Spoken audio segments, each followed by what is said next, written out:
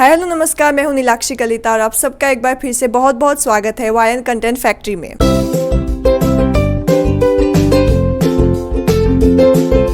So guys, आप सबका एक बार फिर से बहुत बहुत स्वागत है how to be an actor a new chapter के इस नए एपिसोड में। तो हमारे साथ आज मौजूद है मोना खान जी, जो एक कास्टिंग कोऑर्डिनेटर है और बहुत सारे प्रोजेक्ट के उन्होंने कास्टिंग की है, जो एक फ़ोटोग्राफ़र भी है और उनका ये स्टूडियो है जहाँ पे हम शूट कर रहे हैं। तो उनसे कैसे कांटेक्ट करें वो भी हम आपको बताएंगे और आपके जो सवाल है कास्टिंग को लेके वो सब हम उनसे शेयर करेंगे, उनसे पूछेंगे। तो चलिए हम इस एपिसोड के लिए आगे बढ़ते हैं। तो मोना जी, आपका बहुत स्वागत है हमारे इस नए एपिसोड में। तो कास्टिंग को लेके जो हमारे अपकमिंग एक्टर्स हैं, जो हमारे सब्सक्राइबर्स हैं, उसमें से ज़्यादा लोग अपकमिंग एक्टर्स हैं वो कास्टिंग को लेके बहुत कंफ्यूज रहते हैं और हमें पता नहीं होता है, उनको पता नहीं होता कि किससे बात करें। तो उसी से रिलेटेड हम कुछ सवाल आपसे पूछेंगे जो हमारे सब्सक्राइबर जानना चाहते हैं। सबसे कॉमन जो क्वेश्चन है वो ज़्यादातर ये आता है कि फ्रॉड्स जो होते हैं कास्टिंग को लेके, तो आपने ऐसे कौन कौन से फ्रॉड्स देखे हैं और आप क्या बताना चाहोगे कि कैसे उनसे बचा जाए? इसमें फ्रॉड्स बहुत टाइप के होते हैं। फर्स्ट तो फ्रॉड यहाँ से शुरू होता है कि आप हमारा फॉर्म भर दीजिए, आप लाइफ टाइम मेंबरशिप ले लीजिए। तो उस तरह से ये फ्रॉड स्टार्ट होते हैं। आपको कहीं पे भी किसी टाइप का भी पैसा किसी को नहीं देना है। वेरी सिंपल है। आपको ये लाइन में काम करने के पैसे मिलते हैं, ना कि आपको किसी को देना है। एंड अभी काफ़ी अलग अलग टाइप के फ्रॉड्स चलते हैं। मतलब इन शॉर्ट आपको बेवकूफ़ बना के आपसे पैसे लेते हैं। आपको एक चीज़ क्लियर रखनी है कि आपको कहीं पे किसी को भी किसी भी नाम पे पैसे नहीं देने हैं। इसमें अभी आजकल नया भी चल रहा है कि आपको सेट पे ले जाते हैं कोऑर्डिनेटर्स एंड आपको पूरा सेट दिखाया जाता है। एक दो आर्टिस्ट से शायद मिलवा भी देंगे, वैनिटी में बिठवाते हैं। स्पॉट बॉय से चाय कॉफ़ी पानी आपको ऑफ़र किया जाता है एंड आपको ये बताया जाता है कि ये वैनिटी बस कल से आपकी है। सो आपको लगता है बस अभी डन हो गया। आप वहाँ से ही घर पे कॉल कर दोगे कि अरे भाई अपना तो रोल मिल गया एंड सब शॉर्टेड है। फिर वो बंदा बाहर आके आपको बोल देगा अभी देखो कल से आपको यहाँ आना है, तो आप क्या पता आप कल नहीं आओ, आप मुकर जाओ, आपको कोई और रोल मिल गया, तो अब आप एडवांस पहले हमको पे कर दीजिए ताकि आप कल श्योर आओ। भाई बंदा क्यों नहीं आएगा? जब आया है मेहनत के लिए है तो वो तो कल आपके कॉल टाइम के पहले आ जाएगा ना, क्यों नहीं आएगा? बट वो आपको बेवकूफ़ बनाता है एंड आप बन भी जाते हो। आपको लगता है हाँ यार ये रोल हाथ से नहीं चला जाए। ऐसे पे कर भी देते हैं लोग। ऑफकोर्स बहुत जन करते हैं। फिर वही लोग रोते हैं अरे मैं क्या करूँ मैम, हमने तो पैसे दे दिया। तो आप कुछ नहीं कर सकते उनका। बस यही एक सिंपल है कि किसी को पैसे मत दो कोई भी नाम पे। और आर्टिस्ट कार्ड के नाम पे भी ऐसे फ्रॉड्स होते हैं और कास्टिंग काउच वगैरह भी। कास्टिंग काउच डिफरेंट हो गया एंड कास्टिंग कार्ड का डिफरेंट हो गया। जो आर्टिस्ट कार्ड जो आपसे बनवाते हैं वो सबके लिए ज़रूरी नहीं है, क्योंकि अगर आप सिंटा वगैरह का कार्ड बनाते हो तो उसमें तो आपने मिनिमम 7 सीरियल की होनी चाहिए, एक फिल्म की होनी चाहिए, जब जाके आपका सिंटा कार्ड बनता है। तो वो बंदा एवं ही आपका कार्ड कैसे बना सकता है? ये हमें नहीं पता था एक्चुअली। हाँ, तो इसीलिए कार्ड का कोई ज़रूरत नहीं है। आप एक सीरियल करो, आपको अगर खुद ही सामने वाले को इम्पोर्टेंस लगेगा तो वो खुद ही आपका कार्ड बनवा के दे देगा। वो खुद आपके लिए अप्लाई करेगा। आपको क्यों करना है?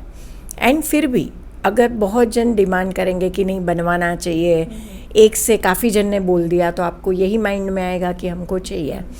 सो बेटर यहाँ पे बहुत सारे शिवसेना बीजेपी के कार्ड है जो ऑफिशियल है, जो ज़्यादा से ज़्यादा 1500, 2000, 2500 लेता है, दैट्स इट। बट इसके लिए खुद जाओ और खुद बनवाओ। कोई भी आपको मिलेगा मैं कार्ड बना के देता हूँ 5000 में, कोई ज़रूरत नहीं है वो बनवाने की।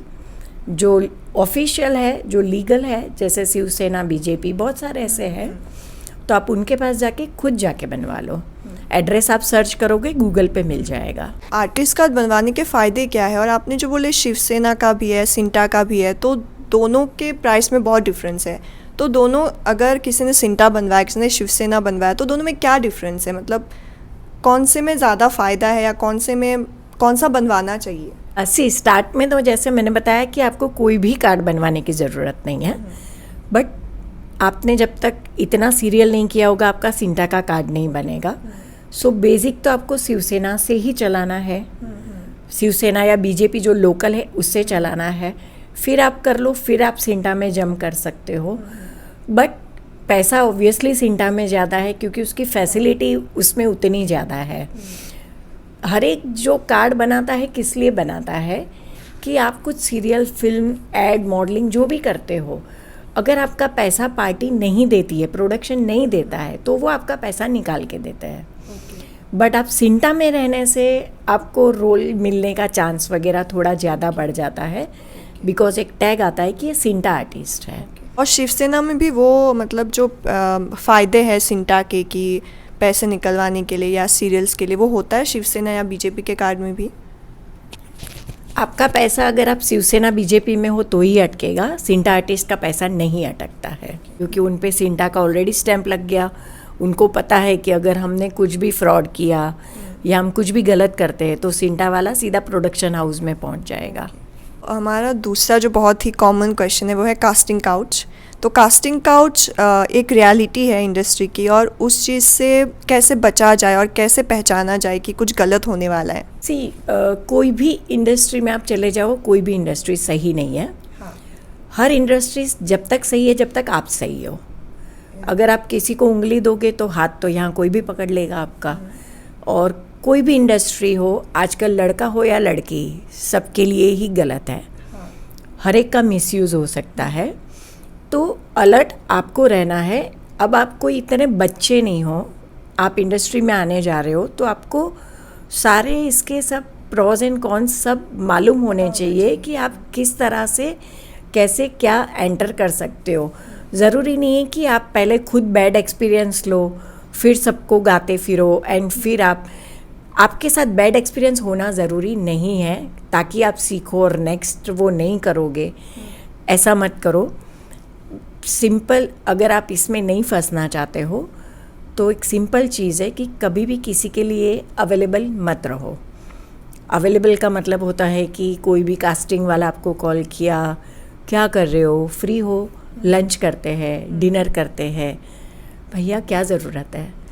और लंच वो आपको नहीं करा रहा है, आप उनको करा रहे हो। उनको करना है, वो इसीलिए आपको कॉल कर रहे हैं कि आप फ्री हो या नहीं। बहुत जन ऐसे भी मिलेंगे कि भाई मैं एयरपोर्ट पे हूँ, कोई मुझे पिक करेगा, तो सामने वाला जो आर्टिस्ट होगा उसको लगेगा चल ना भाई लेकर आता हूँ, एक रोल दे देगा। कोई रोल नहीं मिलेगा उसको, फ्री में पिकअप ड्रॉप आप रैपिडो दे रहे हो। ये सब भी होता है सच में? जी, तो ये सारी चीज़ें होती है, तो ये सब में ना फंसे, लंच डिनर में ना फंसे। जिसको काम देना होगा वो आपका ऑडिशन देख के आपको काम देगा। ये लाइन में एंटर होने के लिए सबसे ज़रूरी है आपका अच्छा पोर्टफोलियो, आपके अच्छे ऑडिशंस जो आप रेडी करके रखो, आपका प्रोफाइल बना के रेडी रखो। कोई भी मांगता है आप 4 फोटो उनको फॉरवर्ड कर दो। रिक्वायरमेंट पूरी ध्यान से पढ़ो कि उसने क्या मांगा है, किस चीज़ के लिए है। अगर मॉडलिंग के लिए है तो किस चीज़ की मॉडलिंग है। इंडियन ड्रेस है तो इंडियन ड्रेस भेजो, वेस्टर्न है तो वेस्टर्न भेजो। अब वेस्टर्न ड्रेस के रिक्वायरमेंट में आप साड़ी पहन के फ़ोटो भेज दोगे तो उसको क्या ही अंदाज़ा आएगा। तो आप ये चीज़ कर सकते हो कि पूरी रिक्वायरमेंट ध्यान से पढ़ो, उसने जो टाइप के फ़ोटोज़ मांगे हैं वो फॉरवर्ड करो। एंड अगर कुछ नहीं मेंशन किया है तो आप अलग अलग कॉस्ट्यूम में जो फ़ोटो खींचते हो, जैसे साड़ी है, वेस्टर्न है, इंडियन है, ट्रेडिशनल है, सबके एक फ़ोटो भेज दो। मतलब बहुत सारे नहीं, 4 या 5, ताकि सामने वाले को अंदाज़ा मिल जाए कि कौन से ड्रेस में कैसी लगेगी। हम इसको साड़ी में ले सकते हैं, ये हाइट अच्छी है, या थोड़ी फिगर है तो हम कफ्तान वगैरह ले सकते हैं। थोड़ी हाइट पर्सनालिटी होती है वो कफ्तान का शूट अच्छा कर सकते हैं। सेम लड़कों के लिए है कि ट्रेडिशनल में भेजो, जीन्स में भेजो, शॉर्ट्स में भेजो, ताकि स्पोर्ट्स वेयर आते हैं तो उसमें भी काम मिल सकता है। तो इस टाइप के डिफरेंट पोर्टफोलियो अच्छे कराओ। ज़रूरी नहीं है कि पोर्टफोलियो लैक्स में कराओगे तो ही अच्छा होगा। आप सिंपल सादा भी पोर्टफोलियो कर सकते हो। बस पोर्टफोलियो में ये ना हो कि आप गॉगल्स पहन रहे हो और बीच पे खड़े रह के सेल्फी ले रहे हो जिसमें खाली बाल दिख रहे हैं, फेस नहीं दिख रहा है। क्योंकि जो बाहर गाँव से आते हैं वो पहले जाएंगे बीच पे एंड बीच पे जाके सेल्फी लेंगे, अरे बस शाहरुख के घर के सामने मैं आ गया, मन्नत में मैं आ गया, एंड ऐसी सेल्फी होगी। एंड फिर कोई कास्टिंग वाला भेजेगा तो ये फ़ोटो भेज देंगे, ये मेरा फ़ोटो, करंट फ़ोटो। अरे भैया तेरा मुंह दिखा दे, तेरे बाल पे कास्टिंग नहीं करनी। अगर कोई हेयर का है तो हेयर का फ़ोटो भेजो, तो आप ये वाली सेल्फी भेजोगे तो चलेगा।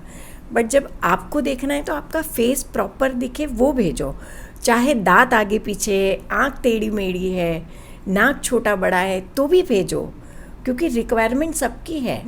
अगर कोलगेट की आएगी तो आड़ा टेढ़ा दांत होगा, या कोई टूथसी की आएगी तो वो दांत वाले काम में आएंगे, क्योंकि उनको दिखाना है टेढ़े मेढ़े और हम सीधे कर रहे हैं, तो ऐसे दांत वालों को वहाँ काम मिलेगा। कोई कॉस्मेटिक का है, उसमें नाक तुम्हारी चौड़ी है, तो ये मत सोचो कि नहीं मेरी पतली नाक ये एंगल में दिखेगी तो ये फ़ोटो भेजो।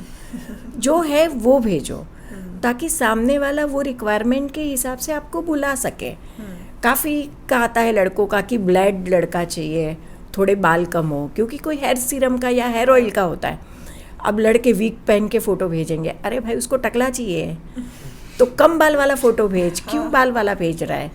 जब तेरा कम बाल में तुझे काम मिल रहा है तो वो ले, फिर विग पहन के तुमको क्यों दिखाना है?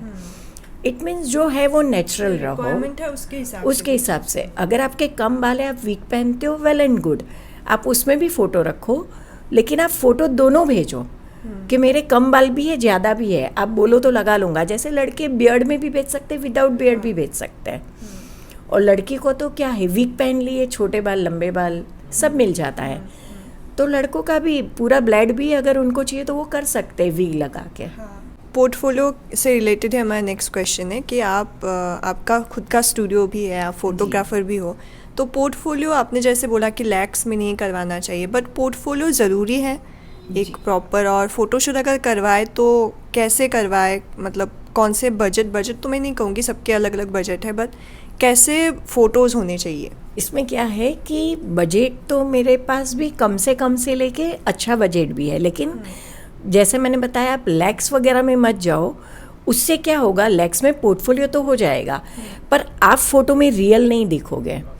उसमें फ़ोटो से ज़्यादा एडिटिंग पे काम होता है। आपकी कमर 36 की होगी तो वहाँ 30 की हो जाएगी, बट फ़ोटो आपको काम जो है 36 पे ही मिलने वाला है, वहाँ एडिट नहीं होगा। सो बेटर कि आप कोई बेसिक सा पोर्टफोलियो करो जिसमें आप जो हो वो लगो। काफ़ी बार हमारे पास, मैं खुद कास्टिंग भी करती हूँ, तो हमारे पास जो फ़ोटो आता है तो हमको बोलना पड़ता है कि भाई ये छोटे भाई का भाई फ़ोटो भेजा तो बोलता है नहीं मैम अभी 1 हफ्ते पहले करा। तो 1 हफ्ते में इतना चेंज कैसे आया? Because editing. तो हैवी एडिटिंग भी ना कराओ कि आप पहचानने में नहीं आओ।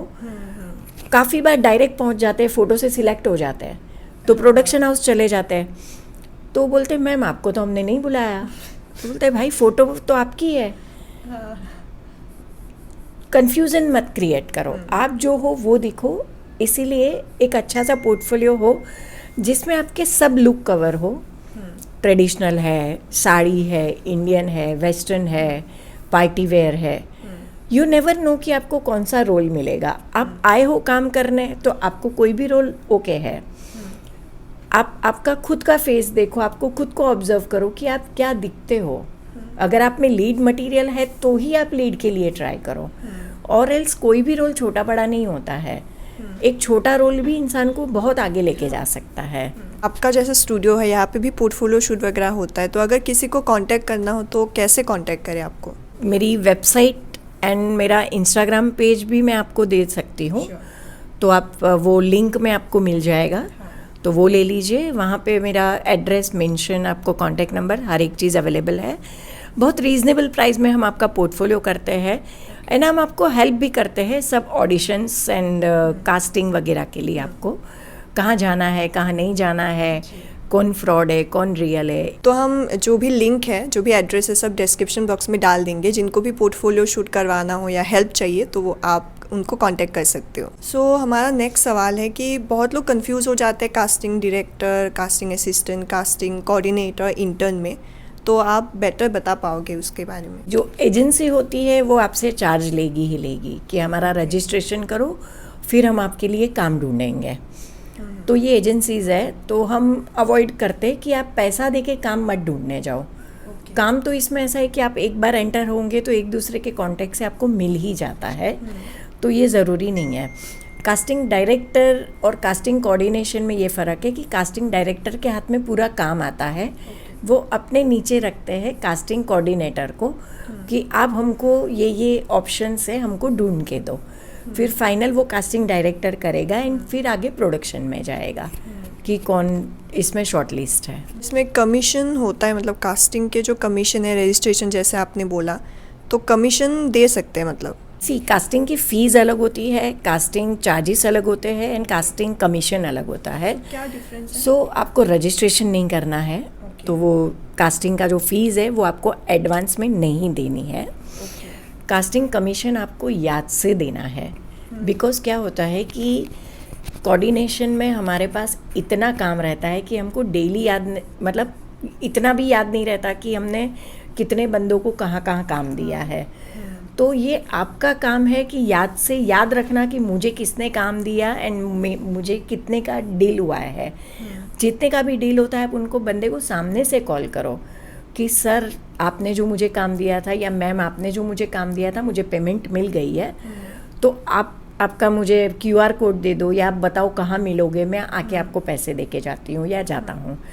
तो ये चीज़ आपको याद से करना है कि आपको उनका कमीशन आपको देना है, आपको किसी का कमीशन नहीं खाना है, बिकॉज़ ये पैसा आपकी जेब से नहीं जा रहा है, आपको जो पेमेंट मिली है आप उसमें से दे रहे हो। और उन्होंने आपको काम दिलवाया है। ऑफ कोर्स उन्होंने काम दिलाया है, इसीलिए आप उनको पेमेंट कर दो। एंड ये भी आपको कब देना है, जब आपकी पेमेंट आ जाती है फिर। तो काफ़ी जन ये भी बोलेंगे कि अरे काम तो दिला दिया, एडवांस पेमेंट कर दो, तो आप वो भी मत करो। बोलना जब तक मेरा शूट कंप्लीट नहीं होगा मैं नहीं दूंगा। बहुत बार आप शूट कर लेते हो, सामने वाला सही नहीं रहा, आपकी पेमेंट नहीं आई, तो आप क्या करोगे? तो आपको पेमेंट मिल जाने के बाद ही आपको करनी है। जो जेन्युइन होगा वो पहले मांगेगा भी नहीं आपसे एक्चुअली। जैसे मॉडलिंग एजेंसी होती है, एक्टर टैलेंट एजेंसी होते, तो उनके साथ जुड़ना चाहिए टैलेंट को? मैंने बताया ना कि एजेंसी में नहीं जुड़ना है आपको कोई भी, क्योंकि एजेंसी में जुड़ना है तो आपको रजिस्ट्रेशन देना है, और रजिस्ट्रेशन के लिए ही मैं मना कर रही हूँ कि आपको कहीं रजिस्ट्रेशन किसी को मत दीजिए। बट बहुत सारे लोग एजेंसी से जुड़ते हैं, तो उनको सच में काम मिलता है उसके बाद? काम तो कोई छोटा मोटा कोऑर्डिनेटर भी डेली एक आध को तो काम दिला ही देता है, तो वो एजेंसी वाले भी किसी ना किसी को तो दिला देंगे। अब उसका बड़ा एक पोस्टर लगा के अपनी ऑफिस में लगा देंगे और बोलेंगे देखो ये बंदे को भी हमने दिलाया, इसको भी हमने दिलाया। तो ज़रूरी नहीं है कि उसको मिला तो आपको भी मिलेगा। It depends. अगर आप कोई रोल में फिट ही नहीं बैठ रहे हो, अगर एजेंसी वाला भी मेहनत करेगा आपके पीछे लेकिन आप फिट ही नहीं बैठ रहे हो, तो क्या करेगा? बहुत बार ऐसा भी होता है कि आप कैरेक्टर में फिट हो, सब कुछ सही है, लेकिन आप कैमरे के सामने बोल ही नहीं पा रहे हो, तो भी क्या करेगा इंसान? तो आप वहाँ से रिजेक्ट हो जाते हो जब आपका ऑडिशन होता है। तो हर चीज़ मिलना ज़रूरी है कि आप एक तो पहले कास्टिंग में फिट बैठते हो, आप एज ग्रुप में फिट बैठते हो, आप लुक में फिट बैठते हो, एंड अबव ऑल आप डायलॉग डिलीवरी कैसे करते हो। तो आपने बताया था पहले ही कि 4 बेसिक फ़ोटोज़ हमें भेजने हैं, और फ़ोटोज़ के साथ क्या क्या डिटेल भेजे, जैसे कि हमें किसी कास्टिंग कोऑर्डिनेटर या कास्टिंग के इंसान का हमें नंबर मिल गया, कॉन्टैक्ट डिटेल्स मिल गए, तो उनको कैसे अप्रोच करें और उनको क्या क्या भेजे फ़ोटोज़ के साथ? इसमें प्रोफाइल बनता है जिसमें आपका नाम, एज, हाइट, फिर आपका पूरा स्टेटस, वाइटल स्टेटस होता है, आपका पूरा मेजरमेंट होता है, वो लिखना रहता है। पासपोर्ट येस और नो लिखना रहता है, पासपोर्ट का नंबर नहीं देना है, पासपोर्ट सिर्फ येस और नो लिखना है। ड्राइविंग आती है या नहीं वो लिखना रहता है, बिकॉज काफ़ी बार आपका 2 व्हीलर 4 व्हीलर का भी ऐड होता है, तो उसमें लाइसेंस रिक्वायर्ड होता है, तो वो मेंशन करना रहता है। आप किस किस चीज़ से ओके हो।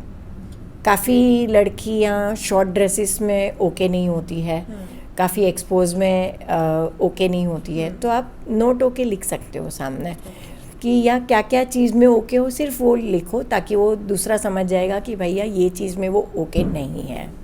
वैसा सेम लड़कों के लिए काफ़ी लड़के बोलेंगे भाई मेरा तो सिक्स पैक ही नहीं है तो मैं शर्टलेस कैसे ओपन हो जाऊंगा, तो वो भी लिख सकते हैं कि भाई मैं शर्ट तो पहनूंगा, मैं सिक्स पैक नहीं है, फैमिली पैक है। तो आई होप कि हमारे जो सब्सक्राइबर्स हैं, जो अपकमिंग एक्टर्स हैं, उनको काफ़ी सारे सवालों के जवाब मिल गए होंगे। हमें भी काफ़ी अच्छा लगा आपसे बातें करके, आपने सब कुछ डिटेल में बताया और बहुत सारी चीज़ें जो हमें भी नहीं पता थी वो पता चली।